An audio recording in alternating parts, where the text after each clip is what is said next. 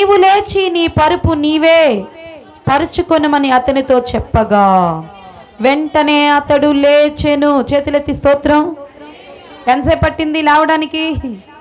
నీకున్న శ్రమలో లేవటానికి, నీకున్న కష్టములో లేవడానికి, నీకున్న ఆర్థిక ఇబ్బందుల నుంచి లేవడానికి, నీకున్న రోగములో నుంచి నీవు లేవడానికి, నీకున్న పాపముల నుంచి నీవు లేవడానికి ఎంతో టైం పట్టదు. ఆమేన్.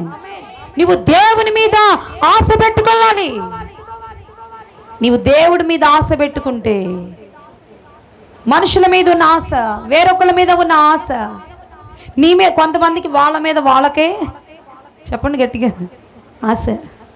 నాకు నేనే అంటారు కొంతమంది, నేను ఎవరికి లోబడను అంటారు కొంతమంది. అందరికీ లోబడేటట్టు దేవుడు చేస్తాడు. స్తోత్రం కలుగునుగాక.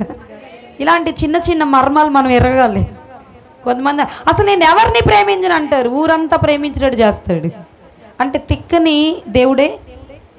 వెనకటి రోజుల్లో మన ఇశ్రాయేల్ పాడిన పాటలో ఉంది కదా, అహంకారులను ఏం చేస్తాడు? ఆంటీ గారు గుర్తు చేయాలి ఆ పాట మీరు.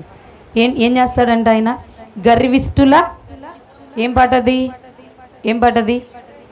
యెహోవా నా బలమా, యథార్థమైనది నీ మార్గం పరిపూర్ణ. యెహోవా